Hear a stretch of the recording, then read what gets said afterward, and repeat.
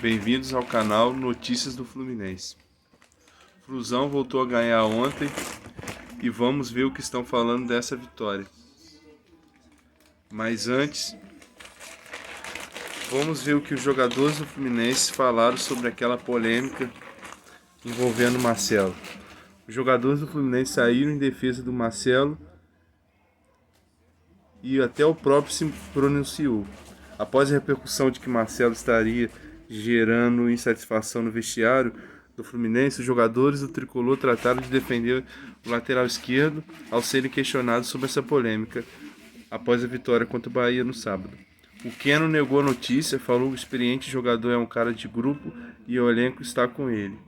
Não teve nada, não abalou o nosso grupo. O que falaram de fora, sabemos que trabalhamos e confiamos em todos. Ainda mais nos grandes jogadores como Marcelo, Felipe, Fábio, que são os mais experientes, disse o Keno. Falar o que de Marcelo? Um cara multicampeão, humilde e de grupo. Fica conversinha jogando para dentro do grupo, não vai acontecer isso aqui no Fluminense. O cara é um profissional, conversa com todo mundo, fala com todo mundo e é um cara bastante humilde. E pega os meninos de Xerém. A gente está com ele, com o Felipe Melo, está com todo mundo. Autor do gol da vitória do Fluminense, Gabriel Pirani foi outro a negar qualquer problema de bastidores no clube. Segundo ele, todos ficam felizes com o Marcelo em campo. Está bem como sempre foi, desde a minha chegada aqui o grupo me acolheu. O Diniz me ligou e falou, acho que é um grupo que você nunca viveu. E ele tinha razão, está todo mundo fechado, como uma família. Acho que todo mundo... O quanto a gente fica feliz de saber que o Marcelo está em campo. Eu brinquei com ele. Quando fizemos o primeiro gol, ele falou assim, se prepara que você vai fazer o segundo. Tem uma coisa que falei para ele que não posso falar. Ficamos muito felizes com o retorno dele. Gostamos muito dele. Acho que isso aí que soltaram não tem cabimento. Marcelo, que voltou ao time neste sábado após longo período de recuperação, com dores na panturrilha, também comentou sobre o ambiente. O lateral atribuiu esse tipo de notícia à falta de resultados positivos. O ambiente é o resultado daquilo que acontece quando não se ganha, quando não é o esperado. Isso não é mais normal. Mas é normal. A torcida tem que exigir mesmo, fazer o papel dela. A gente está fazendo o máximo para voltar a ganhar e ter bons resultados. É isso, rapaziada. Agora vamos ao vídeo dos jornalistas falando sobre o Fluminense, sobre essa vitória. Vamos ver o que eles falaram. A inversão de bola, a capacidade que ele tem de apoiar, a capacidade que ele tem de chegar com força na finalização, e ia marcando um golaço, né? Se não fosse o Danilo Fernandes, ia marcando um golaço no chute de contrapé ali, pegando de primeira. Hoje a gente viu de novo, Plihal, o lado esquerdo do Fluminense forte. Quando esse time estava ajustado, na sua melhor versão nessa temporada, tinha ali o Marcelo, né, o Alexander e o Keno. Ainda não tem o Alexander, que faz muita falta para esse time funcionar da melhor maneira possível. E não vai ter por muito tempo. Não vai ter por muito 3 meses. Muito tempo, faz muita sem falta. A bola, o Alexander ajudava demais nessa cobertura, porque era sintonia fina com o Marcelo. Marcelo, então assim, dá liberdade para o Marcelo, faz aquela troca, às vezes um cai mais pelo lado esquerdo, outro vem por dentro. Mas hoje a gente viu, pelo menos ofensivamente, mais qualidade pelo lado esquerdo. O que tira um pouco a sobrecarga que a gente vê do Arias, que voltou hoje, né? O Arias fica mais da direita para dentro. Hoje o lado esquerdo funcionou bem ali com o Marcelo e Keno, né? Isso acho que dá um alívio para o Diniz, né? Porque ele teve que administrar uma queda física e a ausência de jogadores importantes, ou por suspensão, ou por lesão, tudo ao mesmo tempo, né? Então é o que a gente fala, é óbvio, o time estava oscilando, mas vai oscilar. Qualquer time vai oscilar. É o momento de você ter a convicção no trabalho do Diniz e dar o respaldo. E acreditar que ele pode remontar essa equipe. Eu acho que no segundo tempo o time deu uma resposta. Do ponto de vista competitivo, jogando com um a menos, o time conseguiu se fechar ali e batalhar para conseguir essa vitória importante. Quarteto do Sport Center agora vai virar quinteto. Carlos Eugênio Simon na área. Tem coisa para ele comentar. Tem coisa para ele. Lógico, sempre tem. E hoje, um lance que poderia ter sido crucial no resultado da partida acabou não acontecendo, porque o Fluminense demonstrou ali vigor, força para virar a partida mesmo com 10. Mas a expulsão do Nino, Simon, boa noite. Na sua opinião, bem expulso? Vermelho bem aplicado? Boa noite, Pirral, Breiler, Fernando, Elton, a todos que nos acompanham. A arbitragem do Sávio Sampaio e Wagner Reuey, árbitro de vídeo. 2 intervenções do VAR. Aos 37, na expulsão do Nino, muito bem expulso. Ele dá uma entrada por trás com as travas da chuteira na panturrilha, né, do adversário, do Mingote, se não me falha a memória. Dá para ver bem com a perna direita alta. O árbitro está mal posicionado, dá cartão amarelo no campo de jogo, ele dá amarelo.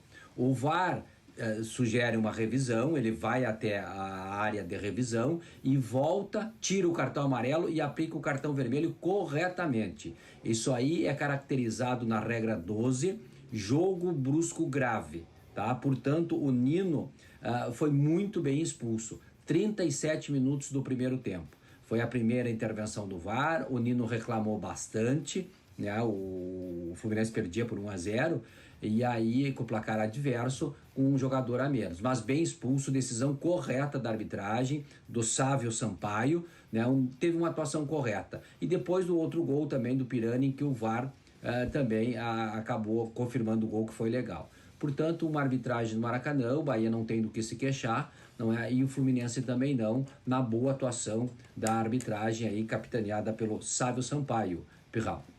Nessa imagem que a gente dispõe por enquanto, nem dá para perceber tanto a violência da entrada do Nino, né? Sim. Aí a gente está vendo o gol do Pirani, que foi bem validado também com o auxílio do VAR. Mas voltando ao lance da expulsão do Nino, eu nem acho que foi maldade. Não. O Nino é um cara grandão, né Breiler? Pernas Ele ali longas. veio no embalo, perna grande, pé grande, e acabou atingindo com muita força o jogador do Bahia. A intenção é boa, mas foi totalmente imprudente. Ali o Vinícius Mingotti tá de costas, no meio campo. É o típico lance para o zagueiro parar ou fazer uma falta tática, empurra, ou dar um toque por trás, mas dessa forma, um carrinho ali, de fato, acabou sendo imprudente e levando o vermelho com razão.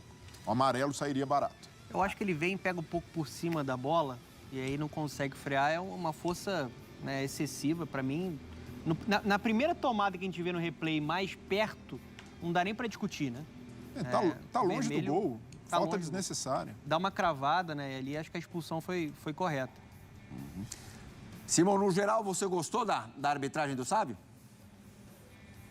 Eu gostei. Essa decisão com o auxílio do VAR, não é? O VAR, em 2 situações aí, corrigiu a decisão de campo. Nós vimos essa entrada, expulsão tranquila, ele deu amarelo, o VAR corretamente interveio, o Wagner Reuey, e aí foi apresentado o cartão vermelho para o Nino, né, por essa entrada dura no Mingote, por trás, com as solas da chuteira e a região que pega. Região um pouco acima do calcanhar de Aquiles, pegando a panturrilha. Né? Então, portanto, nenhuma dúvida na expulsão. E depois o lance em que o Bruno Bosquila, o assistente, marcou impedimento, não é? No gol do Pirani. E o Vitor Hugo dava condição. Portanto, o VAR novamente confirmou o gol. 2 intervenções do VAR, as 2 necessárias para legitimar o resultado do jogo. No geral, boa atuação da arbitragem, Pirral.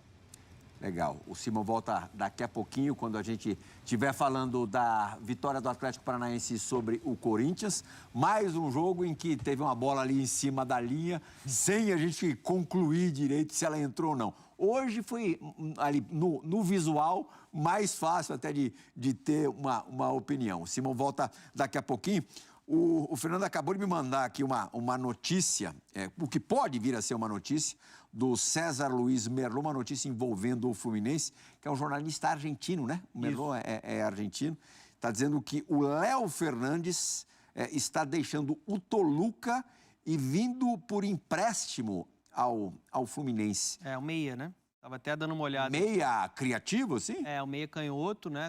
Mas criativo. Mas tinha esse bochicho, tinha esse burburinho já ou não? Do nada? Foi do nada, né?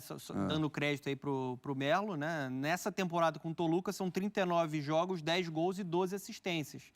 A gente sempre falou aqui sobre como o elenco do Fluminense é curto. Então, acho que é um cara que, se de fato acertar, a gente tem que ver se isso vai acontecer ou não.